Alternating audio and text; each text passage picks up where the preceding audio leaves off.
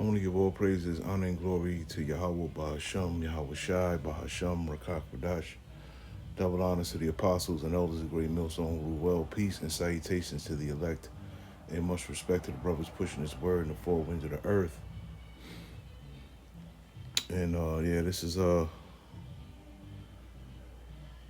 yeah, and shalom to you few sincere sisters out there as well.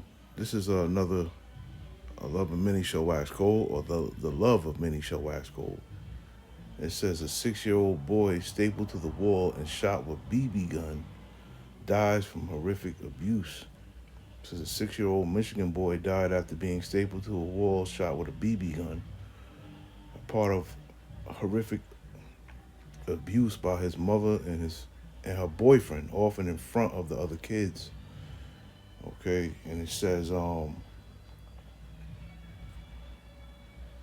It said investigators soon learned that Giovanni was confined to a pen and left to sleep on a wooden slat in his mother's bedroom in their modern home in Madison Heights, where the helpless boy was routinely beat by the adults in front of the younger two siblings. And it says, according to prosecutors, it's the boy right here. It says, as we carefully sifted through the evidence, what we found can only be described as horrific. Okay, and it says, while the abuse sometimes happened while Jennings was at work, Jennings was aware of it and approved of the physical assaults, allowing her boyfriend to beat on him. It says a black curtain and barricades were installed on the pen to keep Giovanni inside, as well as a security camera for Giovanni and Jennings to monitor, or Giacchina and Jennings to monitor what the mom called misbehaving, including him trying to urinate, drink, or leave the corner. And it says the mother then stapled Giovanni's clothes to the wall to keep him confined in the corner with his face wedged in the corner of the wall, and even sent Jennings a photo to laugh about it. Okay, and this is the mother right here. Okay, and it says the boy was being punished in this manner just for looking out of the window in the pen area. That's the mother there. You see she got all types of demons on her. And this is the boyfriend right here. Got them damn dreadlocks, them Shiva Jadas, straight up wickedness, man. So they stapled this boy to the, let me see, police were finally called to the home on July 30th, and the boy died at a local hospital the next day. An autopsy showed injuries across his body, including to his scalp, temples, lips, inner mouth, cheeks, forehead, chin, shoulders, forearms, fingers, thumbs, back, buttocks, inner thighs, knees, and shins. It was clear from the evidence that we saw that there was a pattern of abuse that led to Chulo's death. A staple gun, a BB gun, and CO2 cartridges were among items seized from the home, and that's what they used to pretty much torment this kid here, man. Show him, man, that the love of many is definitely waxing cold, and the things that we're seeing going on out here is just getting worse and worse. I got one more for you. It says evil babysitter who savagely beat 2-year-old to death pleads guilty to murder. We're seeing a lot of abuse to children, man. A lot of that is going on frequently, man. A Georgia babysitter and her boyfriend pleaded guilty to savagely beating a 2-year-old under her care to death. Okay? And get their charges there or whatever. I don't want to hold you to it. That's the baby right there. I guess that's the boyfriend right there. Okay, they pretty much beat this little 2-year-old baby to death. A lot of that's going on, man. It's only going to get worse. It's not going to get better. Discovery, mutilated body parts found in Mexicali. The details of the story are graphic. Police say they found the torso of a man in a canal next to the city water plant. And this morning, police found a pair of legs. The coroner of Baja California believes they belong to the same victim. Torso has some scratches, but it's not considered that this could be part of the cause of death. We also discovered that the torso has cut off the leg, arms, and the rest of the parts of the body after the victim died in less than 24 hours. We hope to find the rest of the body parts that correspond to the corpse. There's still no word on who's responsible for this heinous act. Video now possibly tied to a gruesome crime. Men in the Bronx seen rolling a shopping cart with something heavy inside, similar to a cart that was found burning with the body inside in Yonkers. Eyewitness News reporter NJ Burkett live in the Longwood section with the new video and the new details for us tonight. NJ? That's right, Mike. Every new detail is more macabre, more gruesome than the last. And Eyewitness News has just learned that at least one person has been identified as a person of interest in this case, but no one's in custody, at least not yet. Police traced the murder to this 5-story tenement in Longwood through a series of surveillance videos like this one, obtained by Eyewitness News, that shows two people wheeling an apparently heavy object in a shopping cart. A shopping cart similar to the one found burning on a desolate street in Yonkers at 2 a.m. on Monday. Inside the shopping cart was a dismembered human body. One source familiar with the investigation tells Eyewitness News that the corpse's teeth had been torn out and its fingers cut off. Police later discovered that the corpse was transported to Yonkers aboard a Metro North commuter train. Eyewitness News has learned that the people boarded the train at the Melrose station, roughly 1 mile from the apartment, and that the corpse had been frozen. When police searched the apartment, they found the victim's legs in the freezer, the hands in a crock pot filled with bleach.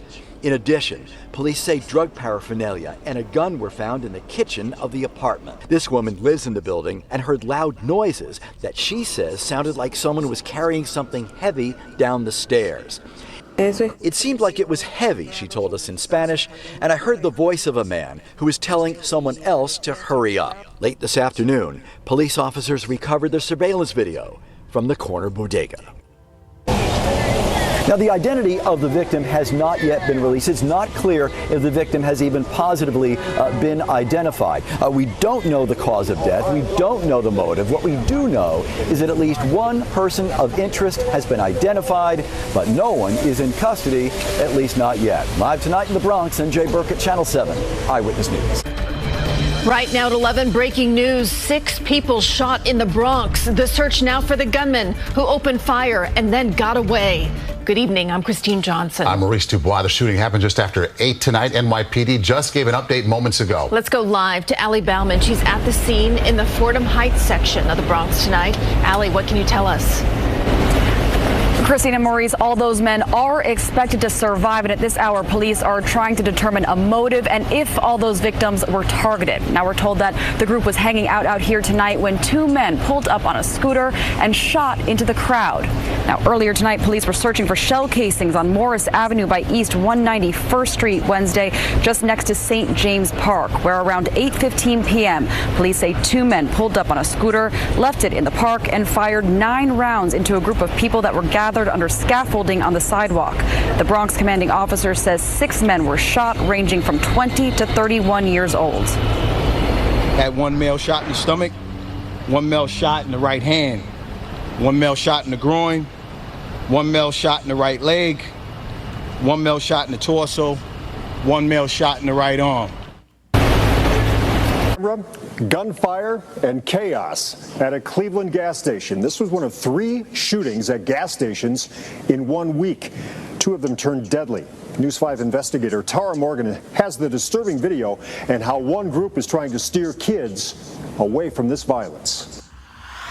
There was a bunch of guys in the parking lot. Witnesses say a car meetup and street takeover turned into this. They just started shooting at each other. Police say a 22-year-old man was hit. It happened last Saturday at the break of dawn at a remodeled gas station at Lee Road and Miles Avenue. So we fixed it up. We just opened it. Jesse Lee called police from the store where he's the manager.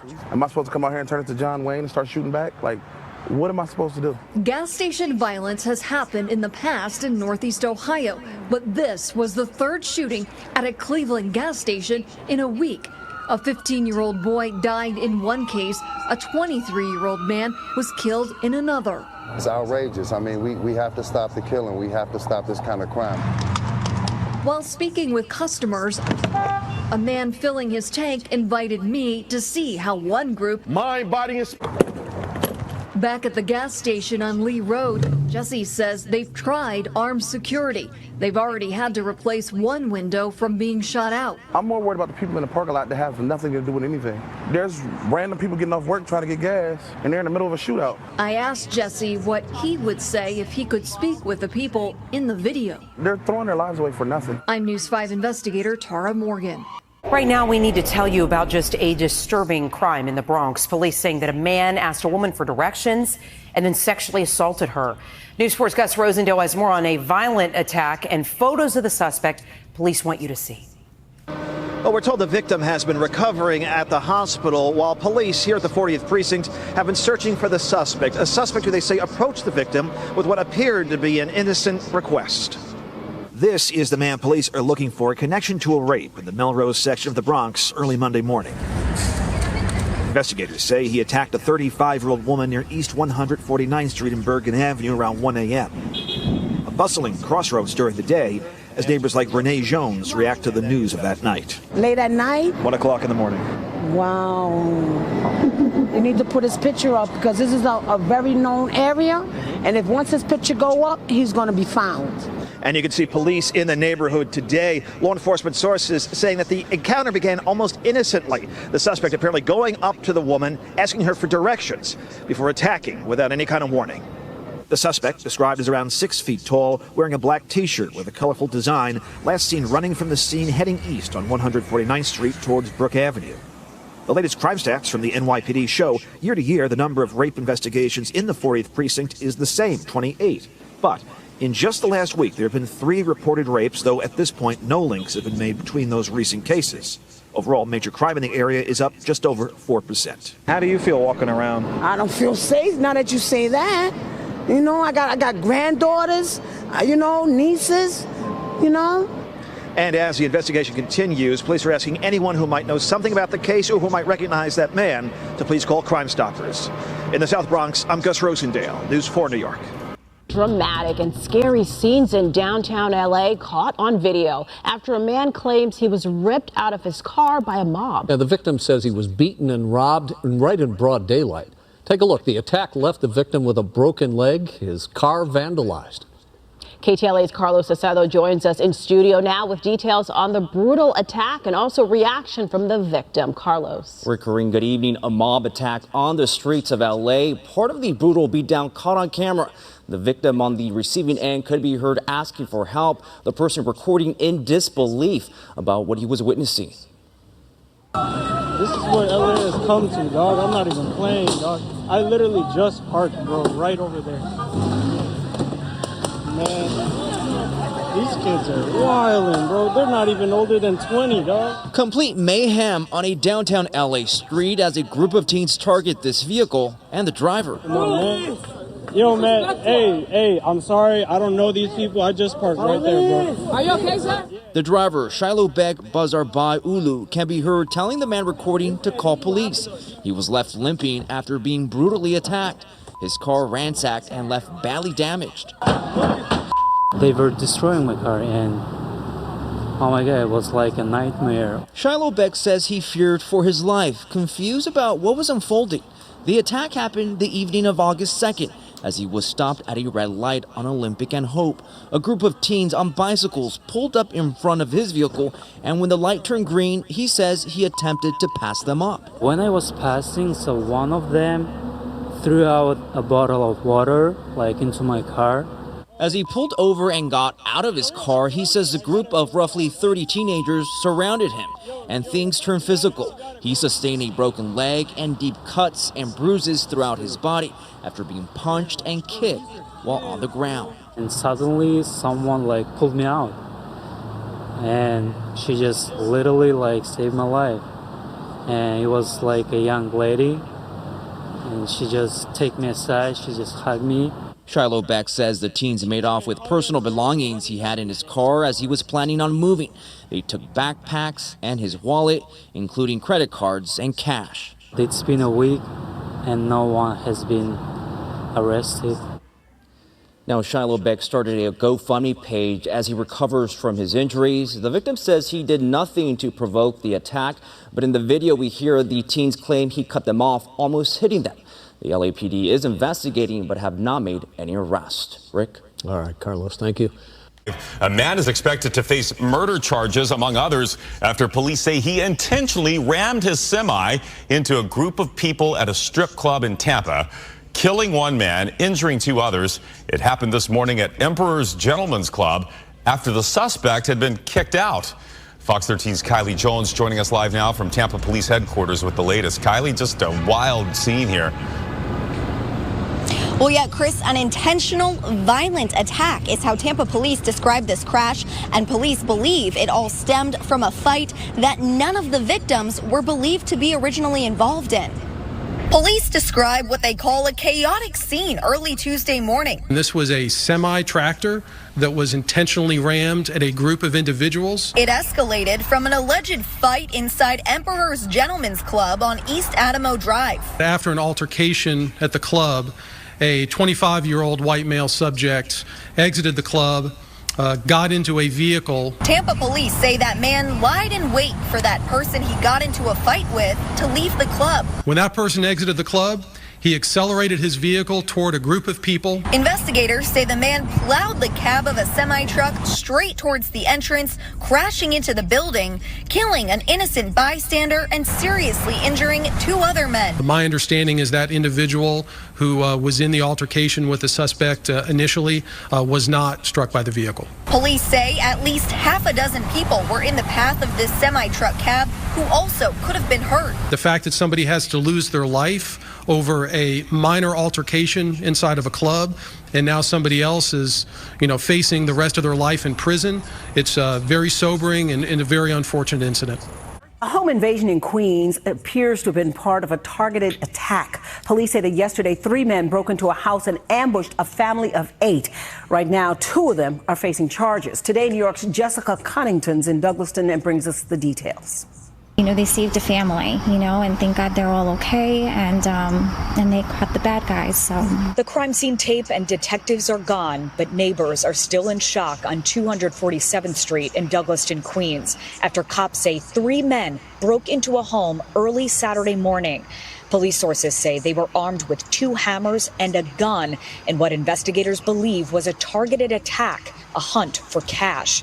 One neighbor who did not want to be identified watched the police response unfold after waking up to screams. I heard the baby screaming. That's what alerted me. The family of 8, from a 1-year-old girl to a 72-year-old man, inside at the time. A woman was able to call 911 and alert police, and sources tell us once officers got here, they saw through a window the family on the floor with their hands up. More officers arrived and they surrounded the house. Police sources tell us a woman was punched in the face, a man was bashed in the foot with a hammer, and one woman and her baby were able to leave through a window. And immediately you see them rushing to the baby and to the mom and helping them. Sources say officers tried to establish dialogue with the suspects inside, but the 3 of them got out through a kitchen window with cash and ran. Officers launched a drone above the area to help pinpoint the trio. Cops caught up with them and took them into custody. They were incredible. They were swift. Weekend today in New York.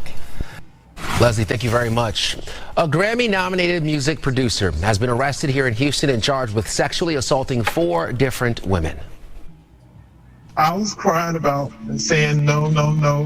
Why don't you just stop? This woman and several others, according to court documents, were all sexually assaulted by 59-year-old gospel music producer Carrie Fitzgerald Douglas. Douglas, just this year, seen here on the Grammy Awards page, was nominated for the award. On Instagram, he posted this picture from the Grammys. Also this year, the Houston Police Department began investigating more than 4,000 sexual assault reports that for years sat in files marked suspended due to lack of personnel.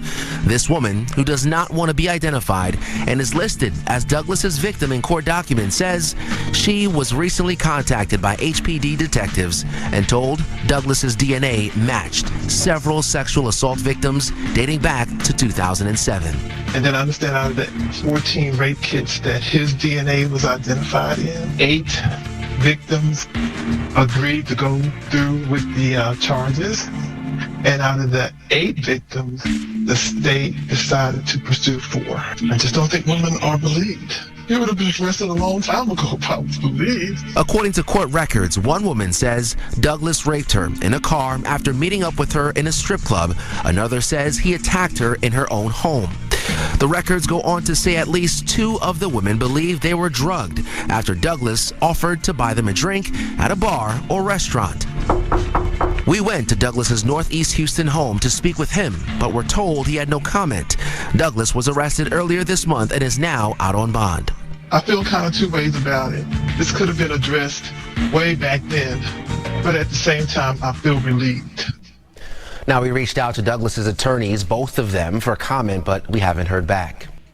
A trip to the smoothie shop was anything but sweet for a Michigan girl when she found an unexpected and unwanted ingredient. She says the drink contained either pieces of glass or hard plastic. The girl ended up in urgent care. Fox's Jessica Dupnack has the details. It was a weird feeling, like it was something hard in my mouth, and I didn't know what it was. This 11-year-old was allegedly drinking broken glass or hard plastic in her smoothie. When you guys looked through the smoothie and saw what was in it, what was your reaction? Jesus. Like, I never seen this before from this place. I was shocked. Keturah Bright and her grandma picked up 2 smoothies this week at the Tropical Smoothie Cafe off Southfield Road in Southfield. She told me that Nana is something hard in here, and she showed it to me. And then when Keturah got home, it gets worse. I opened my mouth, my tongue started bleeding. Before I could even put the toothbrush in my mouth, my tongue was bleeding. Grandma knew she had to go to urgent care, x-rays, and an exam. No serious damage done, but this was all so scary for them. The doctor said, had she just drunk out of the cup, this would have been a whole different story, you know. We were talking surgery, probably. Yeah, absolutely. She said for sure. This is the second time a family has contacted Fox claiming they found glass or hard plastic in their smoothie from the same Tropical Smoothie Cafe in Southfield. Back in May, another grandma bought a smoothie for her 3-year-old grandson. He drank it, and this is allegedly what was in his mouth. He was taken to Children's Hospital. It's unclear the extent of his injuries. Their family not speaking publicly for legal reasons. The stories are so similar. I mean, they're so similar. It's crazy. In both cases, the grandmas say they were given the runaround by store managers who said they reviewed security footage and it revealed nothing, even telling Barbara Mosley and her granddaughter it's impossible this happened. Are you gonna ever have a smoothie again? Not from there. At 5, I'm Gilma Avalos. Adam has the night off. First at 5, we start with that brutal attack that came out of nowhere. Police say a 62-year-old man was chased down the street and beaten by a group of teens on Staten Island. It was all caught on surveillance camera. Now tonight, the victim is speaking with News 4 about this terrifying attack and why he says he wants out of New York. News 4's Erica Byfield is live in the Sunnyside section of Staten Island with the story. And Erica, first off, how's this victim doing? He's okay, Gilma, given everything that happened. He told me that he's still, though, traumatized and kind of afraid at times to come outside. He said that the evening that this all happened, he did what he always did. He went on a walk. That walk left this man, who asked us not to show his face or use his name, so badly injured. A month later, he still has bruises all over, stitches in his finger, and a new tooth after he lost it in a brutal Staten Island attack. They actually harassed 2 people before me, before I got there. So I basically walked into an ambush. Surveillance video provided to the Staten Island Advance shows how a group of people who appear to be teenagers surrounded him on July 15th near Clove Road and Howard Avenue. He told us that one of them spoke to him. He raised his fists and said, "Pick one." And I said, "Not interested." I thought it was just a kid joking around. I don't know, maybe that set them off or something. I don't know. But they were looking for trouble. Then on video, you see him dart into traffic across the street. They follow. He gets knocked down and the pummeling continues. They didn't try to rob me. They didn't make any remarks. After I fell, they were laughing. And then when people came running up to me, and I guess they saw that I was going to get help. they ran away. It's the random act of violence that is just so upsetting. Staten Island's borough president is convinced the police will find them, especially after detectives shared close-up photos of some of the suspects they're looking for. We want to send the signal that while it may happen, it's acceptable in other parts of the city. It's not acceptable here in Staten Island. A place the terrified victim no longer wants to be. I want to leave here. I don't want to live here anymore. So the police told us again today that they need your help finding these suspects. They are looking for 8 people. When we were talking to the victim today, I asked him what they looked like. He said to him it appeared to be a group of kids. He suspects that they're anywhere between the ages of 14 or 15 years old. From Staten Island, Erica Byfield, News 4, New York. News of the night, and we're going to begin in the Bronx and gun insanity once again in New York City. A woman critically hurt when a shooter opens fire at a group of people who were just sitting on the corner. It happened about 4 o'clock this afternoon in the Morrisania section. Neighbors shocked by this afternoon's violence, but one person says the man responsible has done this before. Eyewitness News reporter Stefan Kim tonight speaking with that eyewitness. This is the chaotic moment gunfire exploded just before 4 o'clock this afternoon in the Bronx. After the gunman fires off shots, you can see a man ducking for cover behind a parked car, and then this group of friends sitting on folding chairs, frantically scrambling for safety. It sounded like fire, like the boom going off, that's all. How many? 4. Well, I'm shocked that this happened just before the end of the summer. It happened at the intersection of Franklin Avenue and East 170th Street in the Morrisania section of the Bronx. And everybody just started running, and that's when I saw her fall on the floor.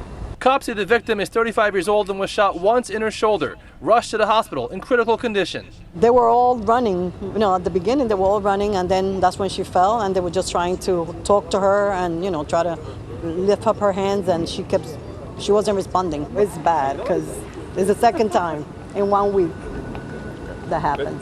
This is the second time. So on Sunday, around 2 p.m., the guy, he came again, they was fighting. This woman says the man who fired shots over the weekend at this same corner is the same man who opened fire today. She says on Sunday there was an argument about money and that the woman shot today was not his intended target. I saw him. I was sitting there right there on my block. I saw him.